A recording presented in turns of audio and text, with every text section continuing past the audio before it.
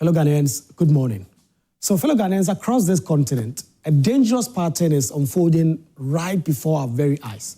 It is a pattern that threatens to not only destroy the peace of individual nations, but the integrity of the entire continent. In recent months, countries such as Tanzania, Côte d'Ivoire, and Cameroon have all held elections that were anything but elections in the true sense of the word. They had widespread irregularities, blatant manipulation of constitutional provisions, and what analysts have said was systematic repression of opposition voices.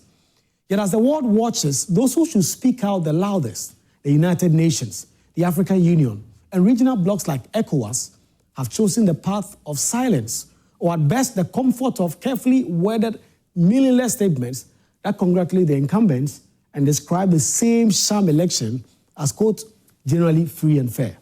In Côte d'Ivoire, neighboring Côte d'Ivoire, President Alassane Ouattara manipulated constitutional loopholes to run for a third term despite earlier commitments that he would not seek re-election. In Cameroon, Paul Biya, who's been in power for nearly 4 decades, continued to cling on to office through constitutional engineering, intimidation, and outright rigging. In Tanzania, opposition figures are routinely harassed, silenced, or jailed, while the ruling elite consolidate power under the banner of stability. And yet the international and regional bodies that were set up precisely to uphold democracy and protect the will of the people have all turned the other eye. What we are witnessing is not simply some electoral manipulation. It is the slow murder of democracy itself. Constitutions, which should be sacred, a pact between the people and their government, are being treated like mere suggestions. They are edited, re-edited at the whims of those in power. And while the world's attention drifts elsewhere, African leaders continue to learn from one another, not the lessons of good governance and accountability, but the cynical art of extending power indefinitely under the guise of legality. But the bigger question is this: where is ECOWAS, the African Union, the United Nations? Why are they so timid when constitutional abuses are committed by their member states? Why do they only find their voices after blood has been spilled, after young people take to the streets, after soldiers then seize power, and after democracy itself has been reduced to the rubble? Why do they always wait until it's too late? When coups break out, as we've seen in Mali, Burkina Faso, and Niger in the ECOWAS sub-region, ECOWAS and the AU suddenly discovered their moral courage. They were threatening military intervention, imposing sanctions, and invoking the sacred principles of constitutional order. But where were they when the same constitutional order was being quietly shredded by the very presidents they now call legitimate?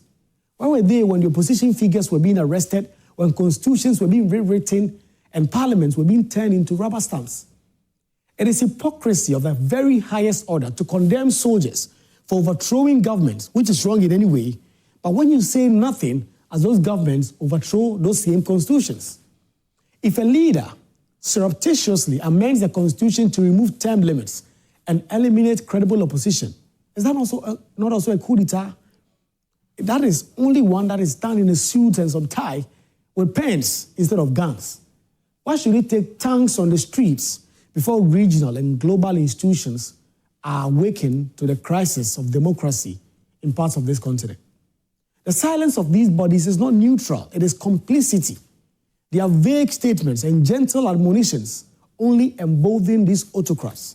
It sends signals that power can be manipulated without consequence, and it convinces citizens that no one will come to their aid.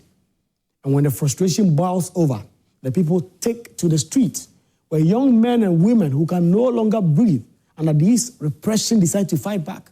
The same international community that failed will rush in statement calling for calm, restraint, dialogue, even as they are killed, as if calm and dialogue can exist without justice.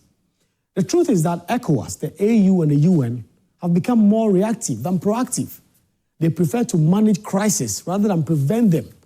They act only when it's too late, when the damage has been done, when the people have risen and they are killed, when the institutions have collapsed. They've forgotten that their mandate is not merely to preserve peace, but to preserve justice. And that peace without justice is nothing more than silence. If these regional bodies are to regain any credibility, they must rediscover their moral courage. They must call out constitutional manipulation with the same force and urgency with which they condemn coups. They must insist that elections are not merely rituals of voting, but expressions of genuine choice. They must be willing to suspend, sanction, and isolate members that undermine their constitutions, not hide behind diplomatic niceties. Because every time they fail to act, they encourage the next despot to do the same.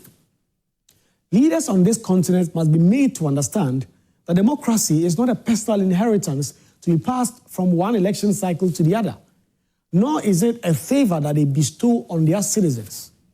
It is a covenant of accountability. Those who break it must face consequences, whether they wear military fatigues or designer suits. And we, as Africans, must also confront our own fatigue, that creeping hopelessness that makes us shrug at every stolen election and every rewritten constitution. Because silence is not neutrality, it is surrender. The future of democracy on this continent will not be secured by foreign observers or regional organizations, but by citizens who refuse to be silent, who demand better, and who hold leaders to account, even when these leaders hide behind illegality. Fellow Ghanaians, we must remember that tyranny rarely begins with tanks. It begins with silence. It begins with the slow erosion of institutions, a quiet rewriting of the laws, the normalization of power without accountability.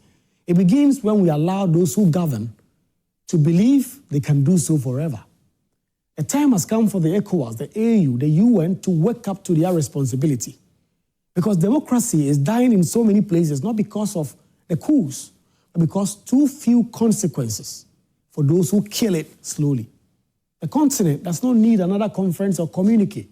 It needs courage, the courage to call things by their names, to hold leaders to the same standards they claim to uphold, and to act before it's too late.